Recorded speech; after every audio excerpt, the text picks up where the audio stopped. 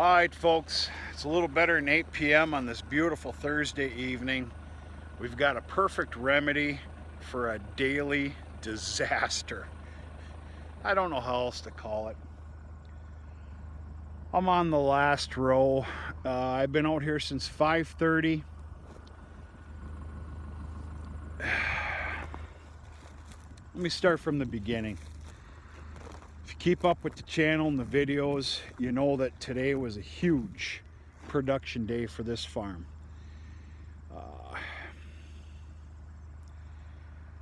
What I call the 99% alfalfa. Now I chose to take care of the local horse hay market community, which I believe in, versus wet wrapping this, whatever you want to call it, high moisture wrapping this for, well, not only cattle but deer feed sales, which are a given in the winter. I got some tremendous relationships with some very good horse hay buyers, and of course it all came to a screeching halt this morning at 6:30 a.m. We had a small rain that lasted for 3 hours.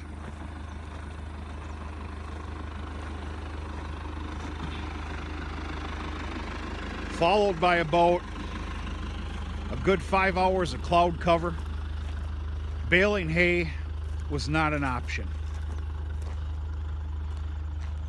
Well, here's the deal. This is some very high quality, well sought after alfalfa hay. The time has already passed to go ahead and bale it up high moisture. Yeah, maybe not. But anyway, long story short, I minded my business today. Got a whole bunch of stupid crap out of the way today. Did chores at 4 o'clock. Chores are pretty minimal these days. I came out here at 5 o'clock and basically made the decision, you know, we do have a hay baling day tomorrow.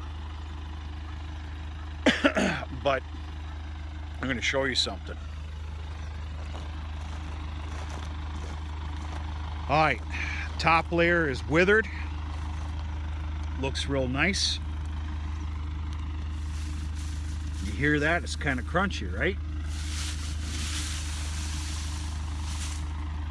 Greener than a damn goat turd.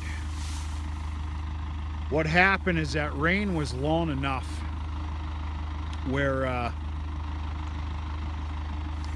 it basically seeped down to the bottom and stayed there. And the bottom, which was drying out a little bit, soaked it all up. Oh, I wish you guys could smell this. Man, is it fantastic. So, anyway, I did what I just did here at about 5 o'clock, 5:30.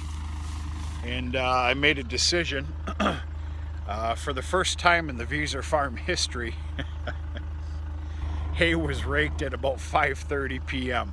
We're not in the business of doing that. We can't get away with that crap up here. You're lucky if you're still baling by 7 p.m., even on a very hot, breezy summer day. Things start getting tough. Humidity sets in.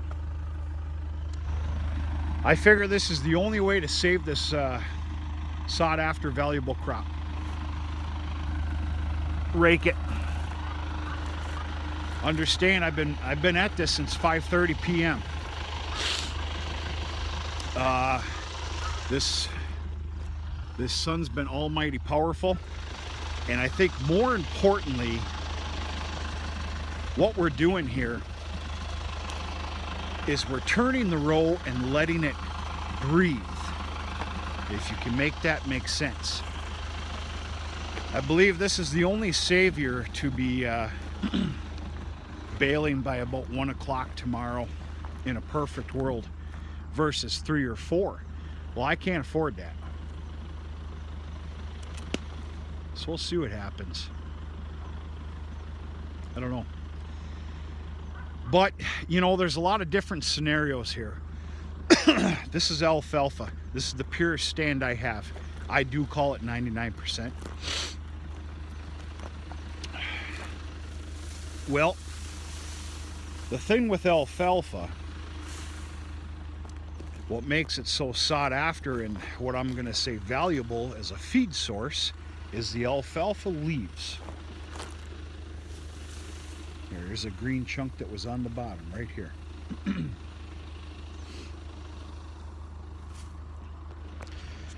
Now, if you're making dry hay alfalfa, you have no choice but to rake it.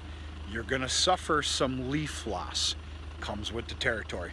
Can't be argued with, period, end of story. Here's the problem. As much as I believe I'm saving this for tomorrow's baling, I have to rake this again tomorrow. What am I going to do? I don't know. Right now I have a half a mind to and we'll see what it looks like, to double windrow rake it. The difference, here's the deal. This rotary rake is worth its weight in gold. Just look at this. It's not a rolled up sleeping bag. It's a fluffed up, turned over product. It's absolutely beautiful. The thing of it is though, is a rotary rake beats the hell out of a product, where my double windrow rake will just kind of roll it. We're gonna see what happens. We got a standing rule of thumb on our farm, and that is not 2 windrows made into one for small square baling. It's something we do not do. But we'll see. It's a little trick at it, little trick to it. With what I'm doing right now, you got to be careful. For example, I'm in C4. I'm running at about 1650 RPMs, and that seems to do the trick. I've been playing with it the entire evening, and that's the trick to you know, roll this over gently without a tremendous amount of leaf loss, without beating it up. And yeah, I don't know. I don't know. I've been beating my head all day long. This was a kick in the teeth this morning with that rain shower we got. I went and looked for that weatherman for a couple hours today. I couldn't find him. I think we got a perfect remedy for a daily disaster though. I think we're going to be in business tomorrow. Now, unfortunately, across the way there you see the grassy alfalfa field. Grassy alfalfa field's over. It's on the plan B. That is going to be double windrow raked and completely, fully and solely round baled, because we don't have time to square bale it. We have rain coming Saturday. Tomorrow is it.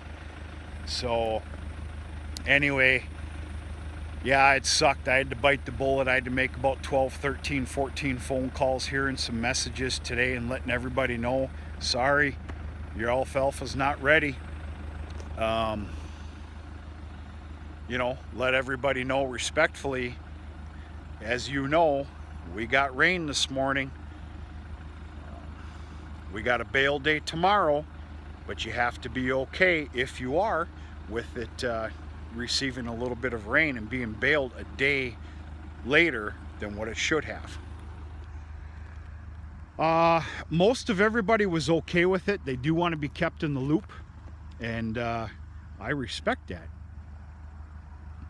This is all going for horses, all of it. So I got a bunch of pictures to take tomorrow morning after a second raking, show everybody kind of what it looks like. Basically almost prove that it didn't,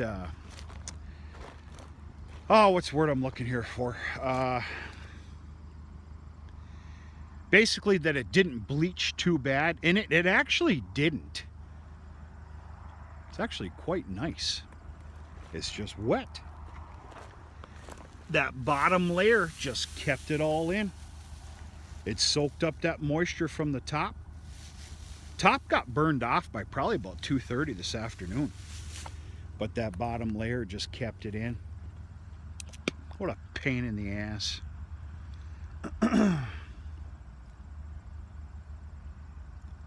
Yeah.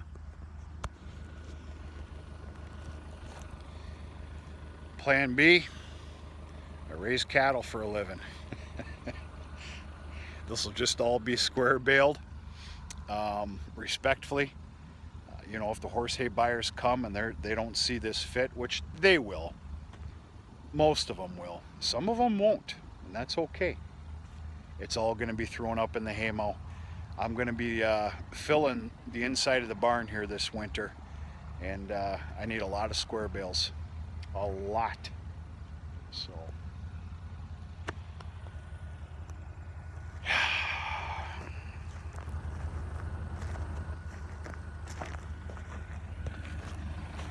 what are you gonna do?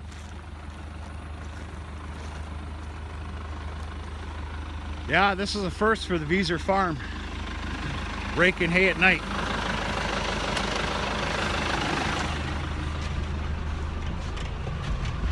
Oh.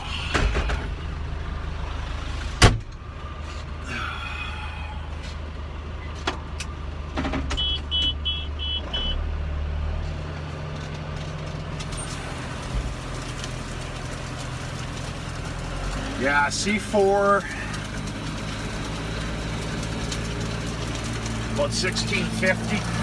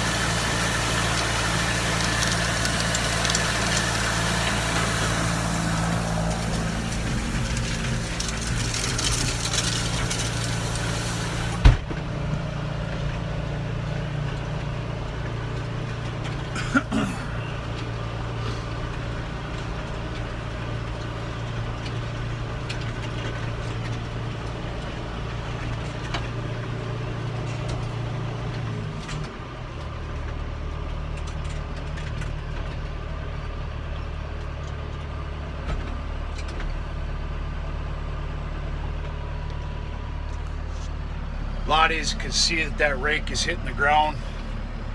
I have no choice. That bottom is wet. That's what it takes to lift it out of there and put it into a windrow. I hate that it's beating on the rake a little bit, but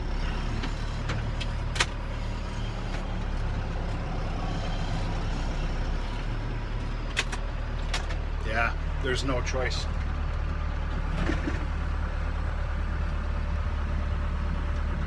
So that's about it, folks. It's supposed to be a big day today. Wasn't. Got our asses kicked. Mother Nature had a good laugh at us. But tomorrow's another day. We'll see what we can do. Hope everybody's doing okay. Stay tuned. Hopefully we got a bunch of baling videos for tomorrow. Some double windrow raking. Go from there. It's time for a couple of hay freds and dinner, a little TV, and go to bed. Talk to you sooner and later.